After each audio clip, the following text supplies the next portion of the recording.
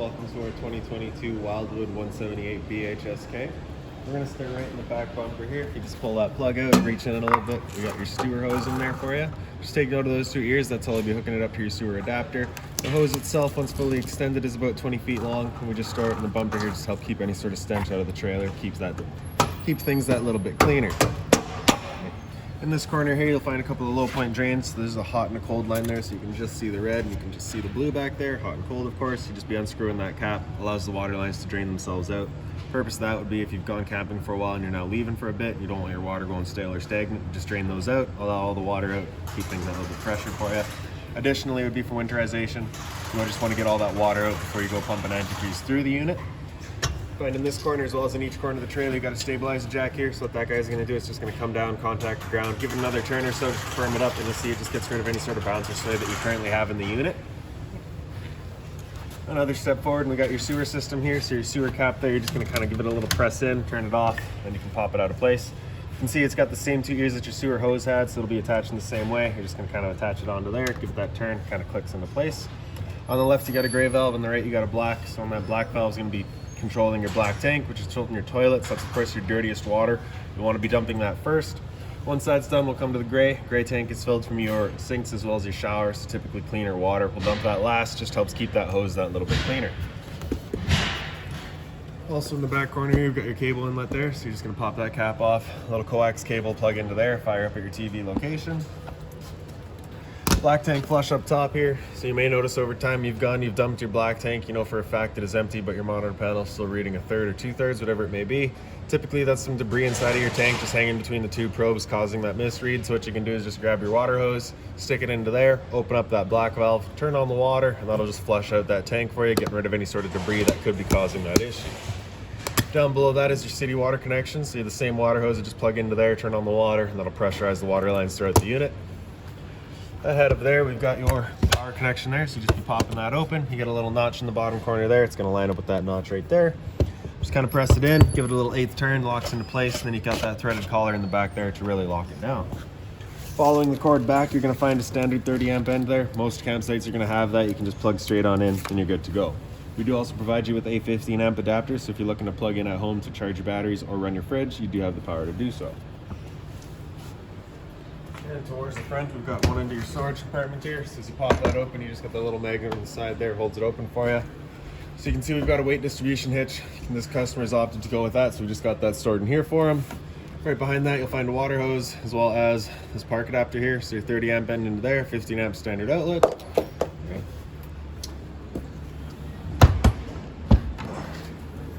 And around front, this black box here houses your battery. So as long as you're plugged in through that short cord in the back or your 7-pin to your tow vehicle, that battery is charging for you.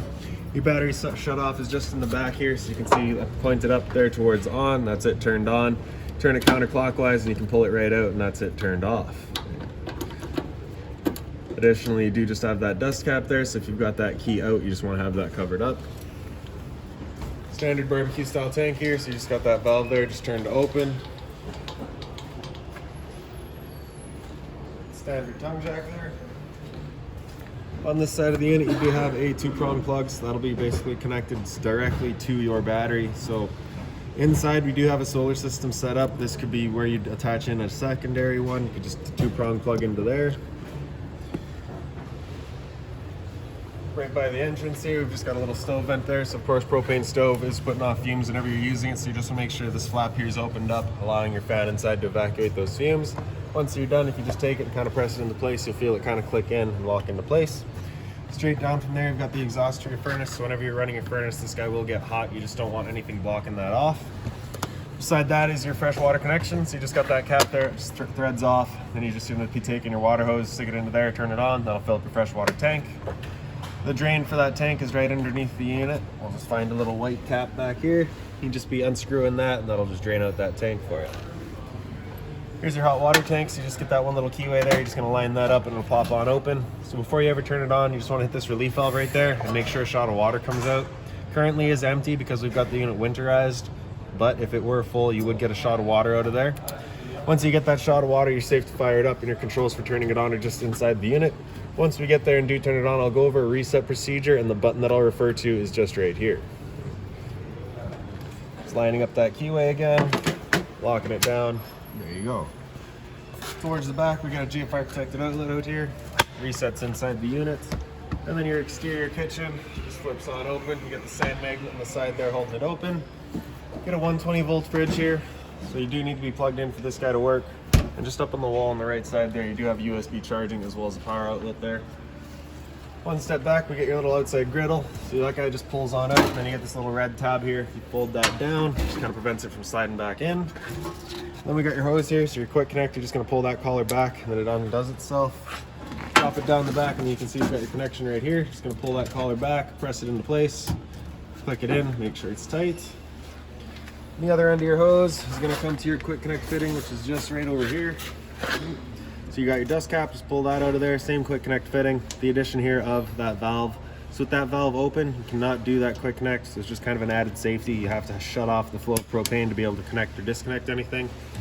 Once you have it connected, turn it on. And then this dial here, just kind of turn it into light. Turn it past that, you'll hear that click. And then of course, the first time you go to fire it up, it may take a time or two just because it's got to clear the air out of that line. But you can see once it's done, she fires right up.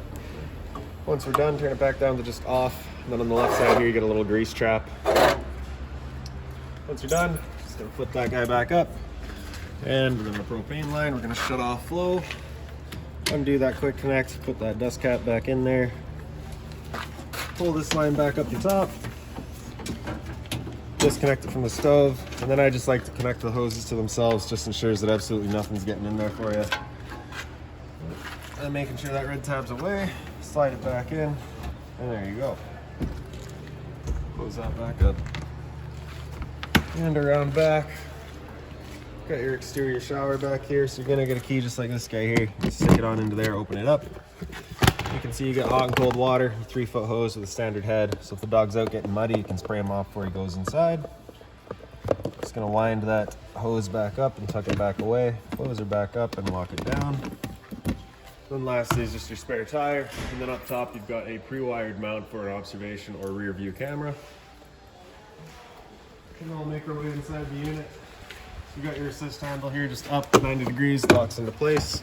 Opening up the door. The door is just on a friction hinge, so it'll just kind of sit wherever you leave it.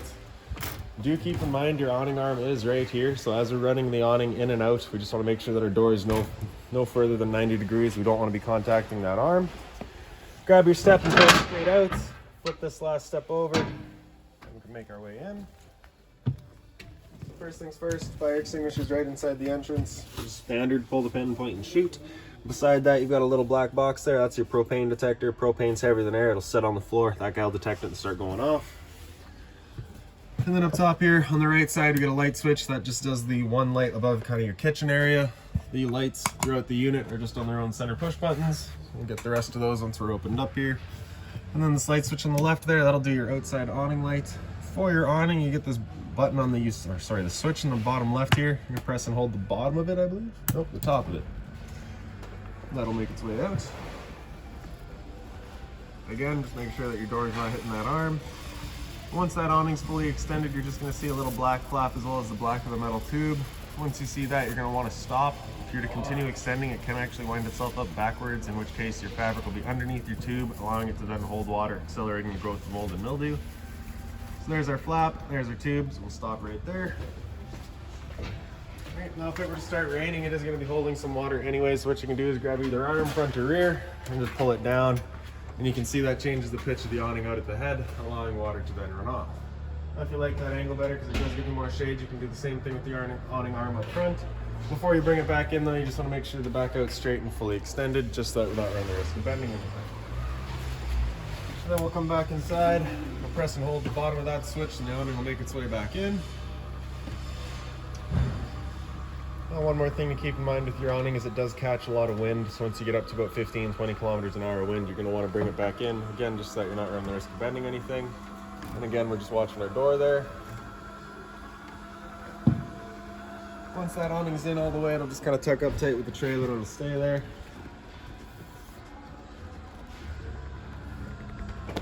There you go.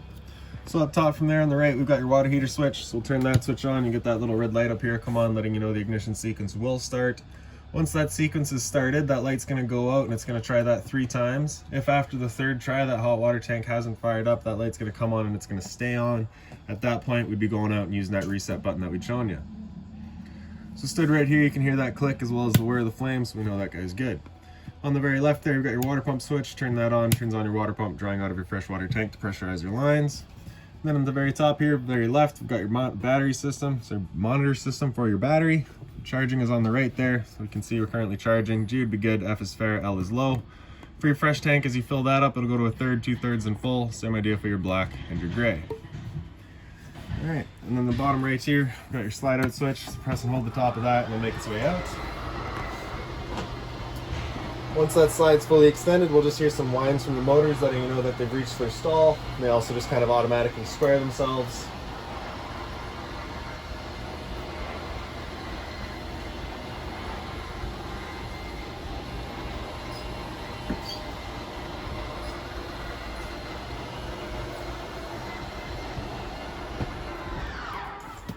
Well, there you go. So we'll start with the bedding area here. So you can see we currently got it set up as the couch right now. Once you're ready for bed, you'll be taking your cushions, and really you can just store them down here. They squish down enough. You got your travel latch on the side there. You're just going to pull that up, slide it off to the side, bring this guy down, and the mattress will come down with it too. Make your bed, and there's your bedding area. A little bit of storage up top, with a little bit more storage on the side as well. And once you're done, you're just going to take the bottom, lift it up, push it back, take your travel latch, slide it into place. Then your cushions come up, and they just got the Velcros holding them in place. Over here you got a power outlet as well as a USB outlet, and on top of that we got your solar charging controller. So we do have it pretty well all set up right now. We've got a battery installed. It is a wet style battery, so you can see that's what we've got labeled in the bottom corner there. If you were to change your battery type, you'd be pressing and holding battery type until it goes to that kind of flashing there, and then just press it, and then you can see it cycles through all of the different types of batteries you can get. Currently we are running a wet style lead acid battery, so we're going to leave it on that. Once it's done flashing, that'll be it. There we go. And right on top of that, you've got amperage and voltage. If you press that, you can cycle through what amperage you're currently charging at. So because we're inside, got no sun, we are not charging right now. Go to amp hours, same idea, and then voltage to see what your battery is currently at. On the other side here, you got the emergency exit. So you just got that little red tab there. You pull that to get rid of the screen. Take the handle there, throw it outside, hop on out. Blinds throughout the unit pretty well just sit where you leave them. Then in your dinettes here, sorry, lights, where are they? There we go. Alright, so for your dinettes here, you got your table, you can just kind of wiggle that, pick it up, and bring those legs out of the way. You just kind of pull out of their little spots there. And then you've got kind of that little ledge there. You'll be setting the table down onto that.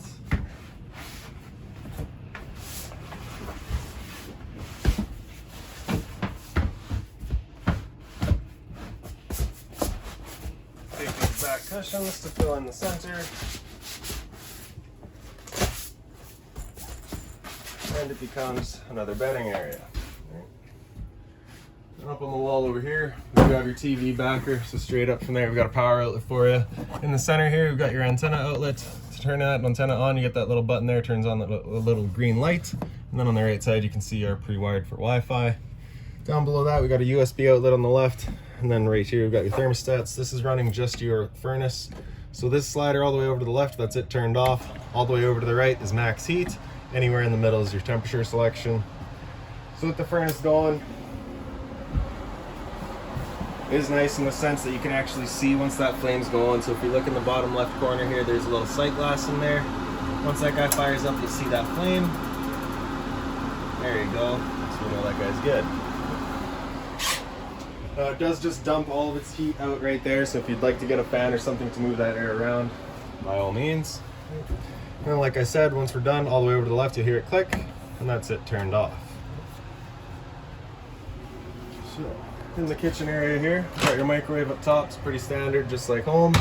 Below that, we got your range vent. You get the light switch on the left, fan switch on the right. So like I said outside, this is that fan that you want turned on, evacuating all of your stove fumes here. Bifold cover just flips on back.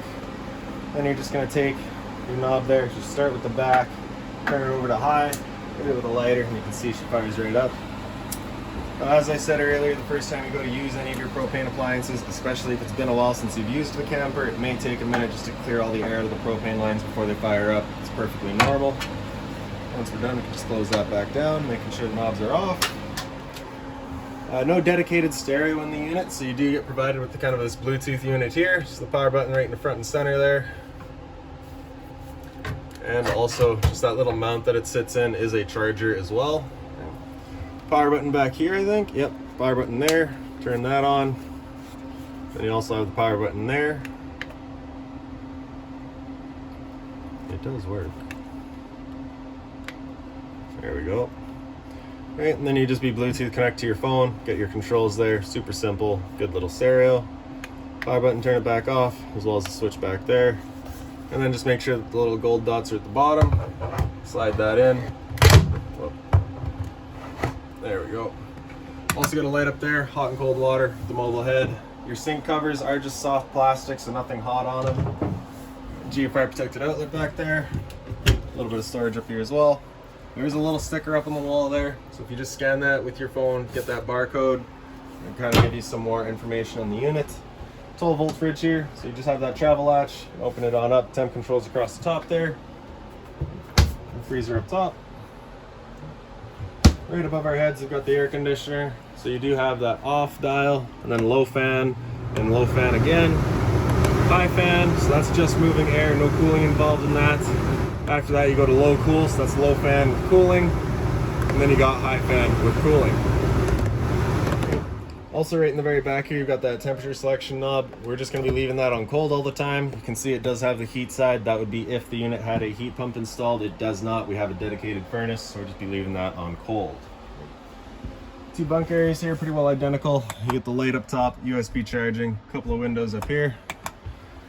Down low, you get the same light, same USB charging, just one window. A little bit of doghouse storage down below. And then down below your fridge, on the left here, you've just got your converter. Suppressor top and center, pops on open. All of your breakers on the left there. Whenever a breaker breaks, it's gonna sit in the middle, so just turn it off and then back on. And then on the right side, you get all of your fuses. And once it comes time to winterize the unit, if you're looking to do that yourself, you got two screws right there. You'll be pulling this panel out and you got access to your water pump right back there. And then into the bathroom. The one light's just inside the entrance. Medicine cabinets here. GFI protected outlet, so test on the left, reset in the center. Hot and cold water at the sink. A little bit of storage down below. Being mindful of our drains, you of course don't want to be breaking those. Your toilet just flips on up, and then you get the flusher on the right side here. Then above my head you get a roof vent, so just turning that knob to open it up. You get a little button in the back corner, turns it on. You do have the same style of vent in the living room as well.